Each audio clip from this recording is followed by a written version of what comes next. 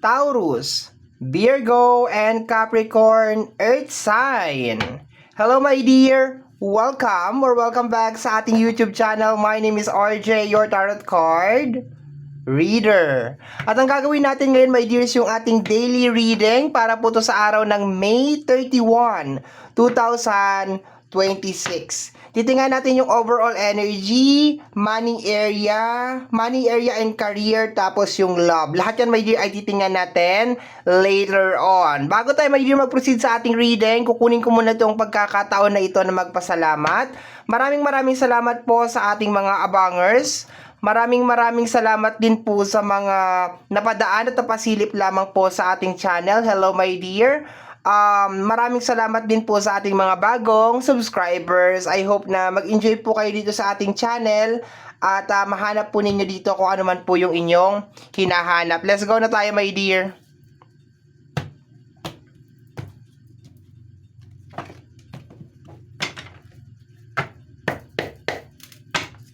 Let me see what is going on sa araw na ito. Earth sign, Taurus, Virgo, and Capricorn, May 31, 2026, the 5 of Wands, tension ka agad I just hope sa sarili mo lang to. Kasi kung sa sarili mo lang, okay lang to. Pag may kasamang ibang tao, mas mahirap. Let me see. May mga battles minsan na, yeah, the Wheel of Fortune. Okay, sarili mo to, my dear, no? I have this very strong feeling na sarili mo to. Sa energy ng Wheel of Fortune, the Hangman, okay. Sa energy ng Wheel of Fortune, this is more on turning the wheel of your life. Etong battle na to, my dear, is nasa sarili mo to, no? Kasi minsan ang 5 of Wands, nagre-release yan, my dear, na battle sa labas, okay? Parang ganon. Lately, nag-reading ako and sinasabi ko doon na parang tapos na yung battle outside. Nabanggit ko doon na parang, yes, meron mga tao na gustong bumalik sa buhay mo pero you're cutting them. And I think ito yung energy, my dear, of battling with yourself. Sa energy ng Wheel of Fortune, this is more on controlling yung wheel ng sasakyan. Okay. And nagkakaroon ng problema sa araw na to. Energy ng Hangman. Sa energy ng Hangman, Hangman, this is energy of awakening for some of you. Okay. So, posible nagkakaroon ng fight. Okay, ng laban, okay, sa awakening na nangyayari sa'yo as of this moment, okay, tingnan natin. Let me see. Hindi to maganda, kasi pag hindi mo to na-control, hindi mo makokontrol yung Wheel of Fortune, okay. Let me see, my dear. Additional cards. The High Priestess, I told you, awakening to, my dear. Okay, High Priestess is energy of revelation. Okay, nagkakaroon ng tension between doon sa nare-receive mo na download galing kay High Priestess at saka sa mga bagay na probably nakaprogram sa'yo. Nag-aaway yung dalawa, nagka-clash silang dalawa. So, itong energy ng 5 of Wands, this is energy, my dear, ng sarili mo. You are fighting with yourself. Okay. So, sa mga nagtataka, paano nangyayari yon? It's more on yung isip mo, my dear. The uncontrolled na flow ng utak mo, my dear. Medyo malalim to pinapaliwanag ko, ha. Sige, I will try to explain it. Yung flow ng utak mo, my dear, nagko-contradict. Okay, between white at saka black, positive and negative, nagko-contradict yung dalawa.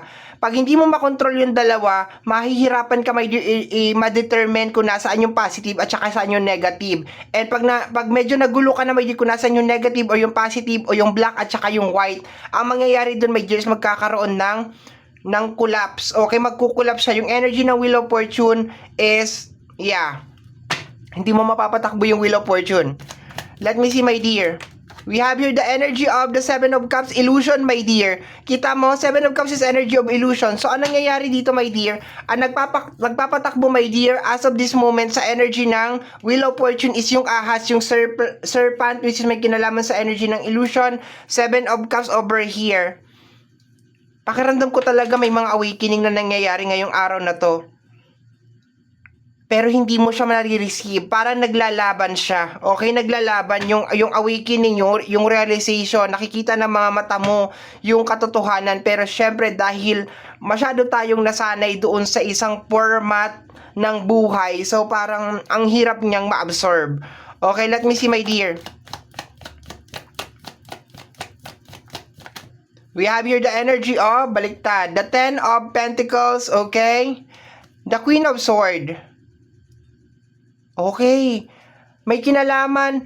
Energy ng Ten of Pentacles, may kinalaman sa pamilya. Okay. Loved one sa energy nito.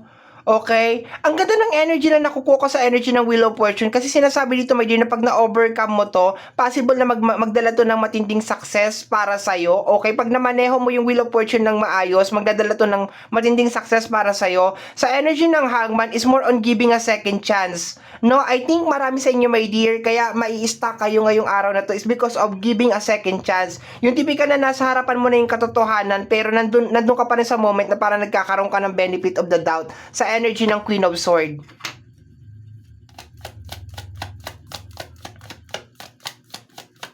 Yung mga downloads, yung mga messages, my dear, na na-receive mo lately, kung question mo siya kung totoo ba siya or hindi.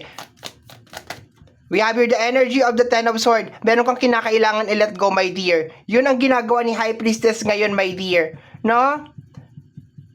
Para sinasabi ni High Priestess, relax, just let it go. Diba? Ten of Swords is overthink. Sabi ko nga, my dear, kalaban mo ngayong araw na to, my dear, sarili mo. Nag-o-overthink ka na, nag-o-overthink, nagka-clash, my dear, yung dalawang diba? Nabanggit ko kanina, between white at saka black. Between white at saka black. Ayan, no? Nagka-clash yung dalawa na yan. Between positive and negative, between black at saka white. Nagka-clash yung dalawa na yan. Nag-aaway yung dalawang pillar na yan. Yan, yung dalawang yan. No? Yun ang nangyayari dyan. So, medyo to, my dear. Pero pag na-control mo to, pag na-analyze mo, hindi kasi ako pwede mag-suggest kung ano yung nararapat para sa'yo. Kasi iba-iba tayo, my dear. Okay? Iba-iba yung formula na magwo-work para sa'yo at iba din yung para sa akin. So, hindi kita pwedeng panghimasukan dito. Pero hanapin mo yung para sa'yo, yung sa tingin mo umaakma sa buhay mo, sa sitwasyon mo, yun ang nakukuha ko dito. Kasi sinasabi ni High Priestess over here na parang let it go. Huwag ka na mag-overthink, just let it flow. Okay, parang gano'n. Hayaan mo kung saan padadalhin ng mga paa mo. Sa energy ng Queen of Swords, parang meron ditong energy ng second chance, okay? Parang nandun ka sa moment na parang ayaw mong i-cut or ayaw mong i-let go. Hindi lahat, my dear, ng cut or ng ending is masama. Yung iba para sa ikabubuti din natin, okay? So this is the time, my dear, na siguro rather than paglabanin mo yung dalawang kulay o yung dalawang energy, tanungin mo, bakit nakikita ako? Bakit pinapakita sa akin na kailangan kong i-let go tong bagay na to? Ano bang meron?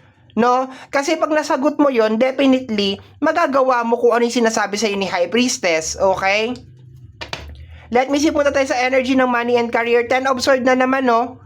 Meron ka talagang kinakailangan i-let go, my dear. Naglalaban basta naglalaban yung dalawang energy ngayong araw na to. May kinalaman sa illusion. Seven of Cups over here. Seven of Cups over here. May kinalaman sa illusion. Sa energy ng Ten of Pentacles, dinadirect ako sa energy ng loved ones. Okay? Loved ones, parang ganon. Mamaya malalaman natin yan pag naglatag tayo sa energy ng love. Money muna tayo. We have here the energy of the Eight of Swords trap card. Nasa isang sitwasyon ka, my dear, na hindi maganda. No? Five of Wands, Eight of Cups, Eight of Swords. No? Sinasabi, you are fighting, my dear. Kaya ka nalagay sa isang sitwasyon ng trap card because of in-entertain mo yung illusion. Ngayon dumating si High Priestess, puro major arcana pala to. Wheel of Fortune, Hangman, High Priestess. Dumating to mga major arcana to, major arcana na to, especially, my dear, si High Priestess, pinapakita sa iyo, my dear, kung bakit ka nalagay sa trap card. May kinalaman sa energy ng Seven of Cups, which is may kinalaman sa usapin ng illusion. Hindi magbabago, my dear, ang sitwasyon hanggang hindi ka magigising sa illusion. Okay. Let me see. Parang sinasabi din dito, my dear, pag nag-overthink ka na mag-overthink, hindi masusolusyonan yung problema mo. We have here the energy of the Empress, energy ng love, energy ng growth, okay? Energy ni Taurus to. Empress is energy ni Taurus. Responsibility, my dear, ang pagbibigay ng love. How can you give love if hindi mo kayang ibigay sa sarili mo? How can you give love if hindi mo kayang ibigay sa sarili mo? 'Di ba? I think parang meron ka ditong tinotolerate na mali, my dear. That's what I'm getting over here sa energy ng Wheel of Fortune, Ten of Pentacles, and probably nasa usapin ng loved ones and may involved na pera kasi may Ten of Pentacles. Related siguro, my dear, sa pagiging stable. Okay? Ang gusto ko lang sabihin sa iyo, my dear, sa area na to, kanya-kanya tayo ng paraan kung paano magiging stable ang buhay natin. If somebody is leaning on you para maging stable ang kanyang energy or frequency, there's a tendency na madidrain ka.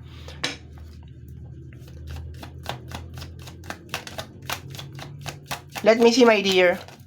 We have here the energy of the Five of Wands. I told you, may Five of Wands ka doon, may Five of Wands ka dito, my dear. Pinapakita sa iyo, my dear, kung ano yung mga maling nangyayari sa usapin ng financial sa araw na to. And don't fight it back. Don't fight it back, my dear. Okay? Sinasabi ko sa iyo, my dear, pag na-overcome mo to, magiging maganda yung flow ng life mo. Pero habang pinaglalabanan mo siya ng pinaglalabanan, my dear, tingnan mo tong energy na to. Hangman, Queen of Sword is and the energy of the Five of Wands. May Five of Wands din tayo dun, my dear, sa energy ng Five of Wands at saka ng Seven of Cups. This is energy of illusion, okay? Parang nagkakaroon ka dito ng benefit of the doubt. Paano ka nalagay sa ano na yan, my dear? Paano ka nalagay sa sitwasyon na yan? 'Di ba? Earth sign, Taurus, Virgo, and Capricorn. Paano ka nalagay sa sitwasyon na yan? Sasabihin mo siguro, kasi you're trying to fabricate yung sitwasyon. You're trying to make it good, sounds good, looks good, kahit na hindi naman talaga. Yan, that's what I'm getting over here, no? May dalawa ng Five of Wands. So, this is a confirmation, my dear, nakalaban mo yung sarili mo ngayong araw na to. Nabubuhay ka sa energy ng illusion. Snap, my dear. Snap, snap, snap, snap, snap, snap, snap. Wake up, wake up, wake up, wake up, wake up. Let me see, my dear, additional cards.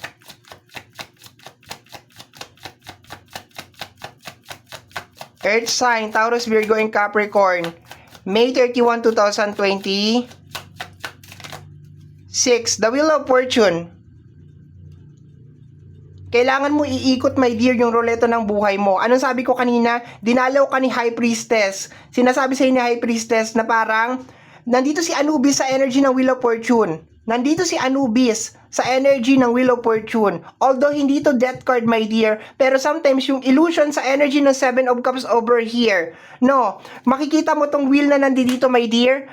The Serpent, may kinalaman sa usapin ng illusion. Anubis, okay, the Warrior, okay, kaya nasa taas, my dear, si Chariot because that is energy of the Warrior, moving forward. Kasi hindi ka makakapag-moving forward, my dear, kung hindi nawawala yung illusion. Kaya nga sinasabi, you need to drive yung buhay mo ngayon. Clarification ng energy ng Ten of Swords, okay? May gumugulo talaga sa utak mo, may nagka-clash talaga yung dalawang yung dalawang energy, nagka-clash talaga siya, nag-aawa yung dalawa, Nandun ka sa moment, my dear, na parang, ay, hindi to totoo, hindi to nangyayari.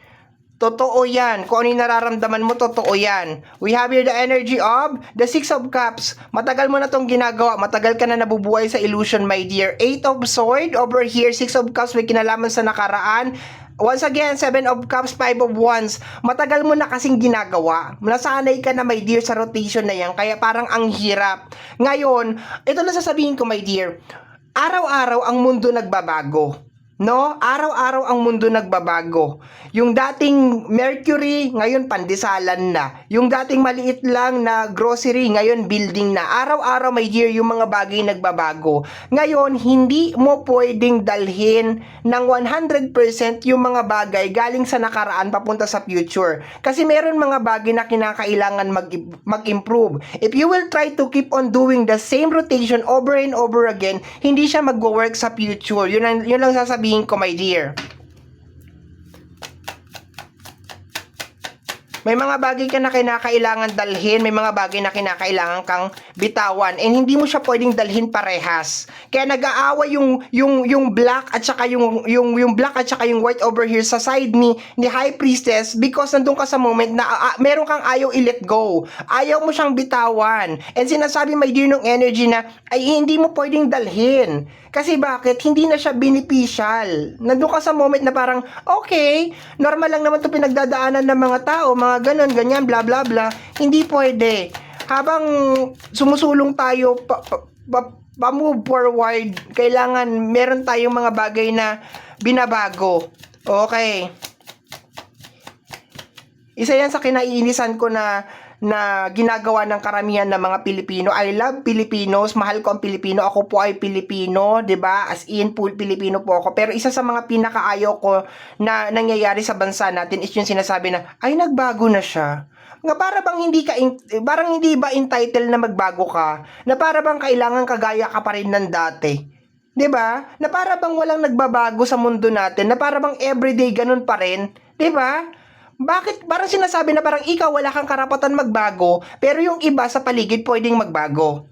Yan ang isa sa kinaiinisan ko, may pag naririnig ko, ay, nagbago na siya. Malamang nagbabago lahat, so magbabago din ako. Ano, magpapaiwan ako? Let me see. Taurus, Virgo, and Capricorn. Pag nakakarinig ako ng ganyan, iniiwasan ko na yung tao. Kaya wag na wag mo sasabihin sa akin yan. Sabi mo, ay, nagbago ka na. Ay, nako, iiwasan talaga kita. Tatakbo ako. My dear, energy ng change. 8 of Wands. Change, my dear. Change. Change. Kailangan na pagbabago, my dear. 8 of Wands. Message. Empress. Okay. Transformation. Quick changes to, my dear. Nakaka-overwhelm. We have here the energy of the Temperance. Relax. Partner ng 5 of Wands over here, relax. Balance mo lang. Balance mo lang. Be kind to yourself ngayong araw na to, my dear. Relax. Kalma. Okay. Kalmahan mo yan. Pag na-overwhelm ka, may stuck ka. Let me see. The Death card. The Sun card. May bonus card ka, my dear.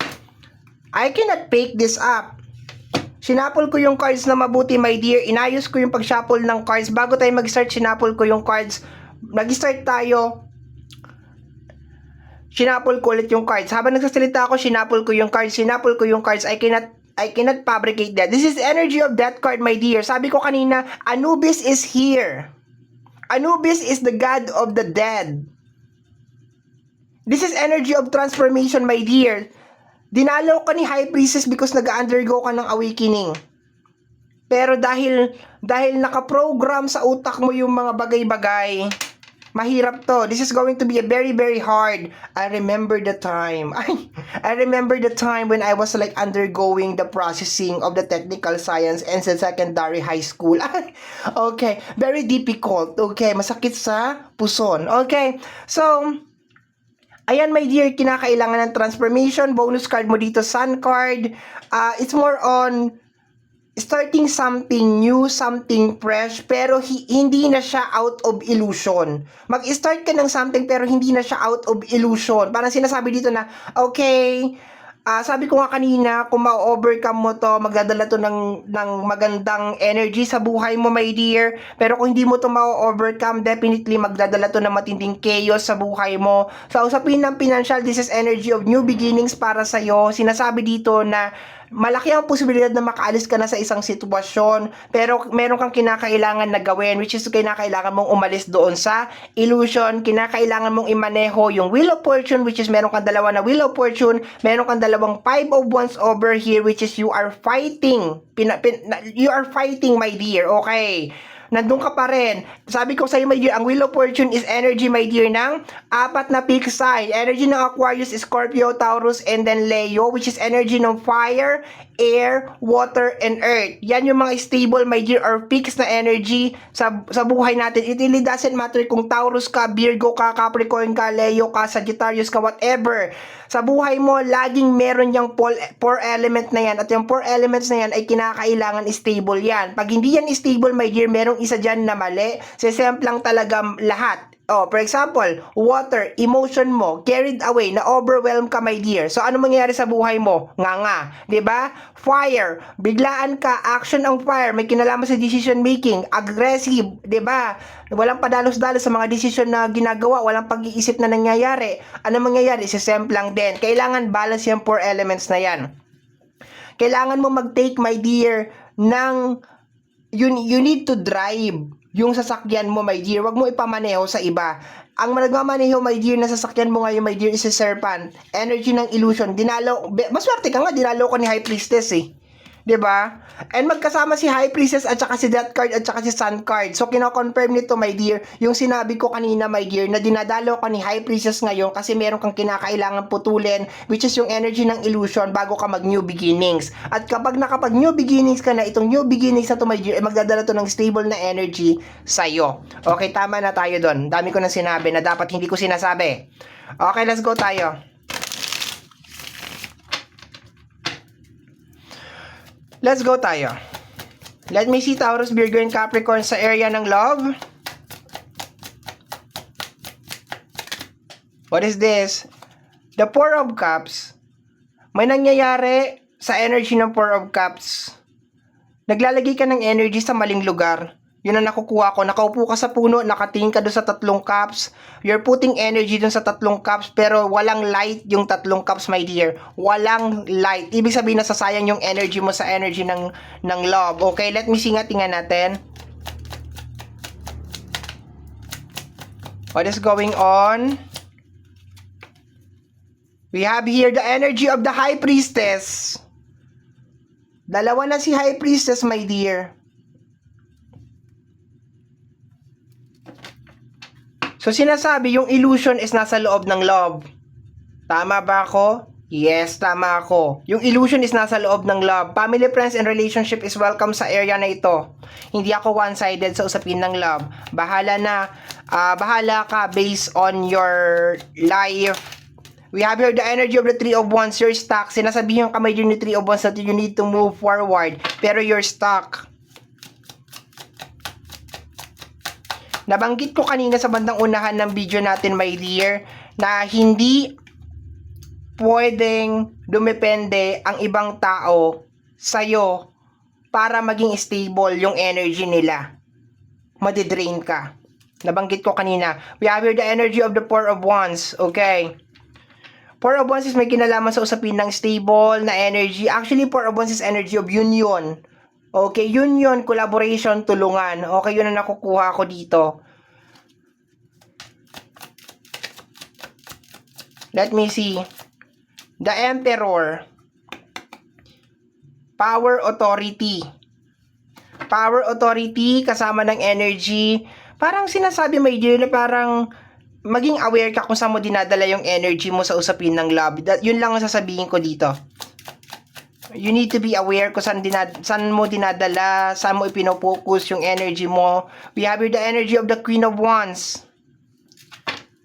You need to be in charge sa usapin ng love. We have here the energy of the Knight of Pentacles. Take it slow, my dear. Okay? Take it slow. Lalo na kung itong araw na to, my dear, na doon ka sa moment na, ay, sasagutin ko na siya. Ay, okay, tayo na. Pag-isipan mo na mabuti, my dear. Kasi baka hindi mo nakikita yung buong picture, no, ng relationship. Okay? Be careful ka makipag-commit ngayong araw na to. This is not a good day para magpakasal. This is not a good day, my dear, para pumasok sa relationship. Kasi definitely ang relationship na yan, magkukulapse na yan. Kung sa loob ng relationship, you cannot give a light to somebody, my dear, that don't like to receive the light. Yun na lang sasabihin ko, my dear. You cannot give a light to somebody that doesn't want to receive the light. Yun na lang. Last card na tayo, my dear. We have here the energy of the Eight of Pentacles. Bonus card pa tayo. You need to focus, my dear, in building your life. Not building... sa umpisa pala ng reading na to, sinabi ko na. Building your life, not building's other life. Hindi mo obligasyon na buuhin ang buhay ng iba dahil lang mahal mo sila. Kanya-kanya. We are created by God equally. Although yes, merong iba na hindi talaga kompleto nung pinanganak, pero most majority is created equally. So ibig sabihin, my dear, they need to work on their whatever na kailangan nilang i-work. Kagaya nga na sinabi ko, my dear, kanina, you cannot give a light to somebody na ayaw i-receive yung light. Masasayang lang yung light. So, yung light na yun, my dear, is i-focus mo sa energy ng iyong money and career and building yourself. Dinadalaw ka na ni High Priestess. Accept kung ano yung sinasabi ni High Priestess over here and tapos ang usapan. Okay? Uy! Okay, so my dear, Earth sign, Taurus, Virgo, and Capricorn, yan ang nasagap ko na message energy para sa araw na ito, May 31, 2026. Kagaya po na sinabi ko, my dear, sa bandang unahan ng ating video, ang tanging hiling at dasal ko lamang po sa ating buong may kapal na ang mga readings na ginagawa ko ay nakakatulong po sa ating lahat. Maraming salamat po. Thank you, my dear. Take care of yourself.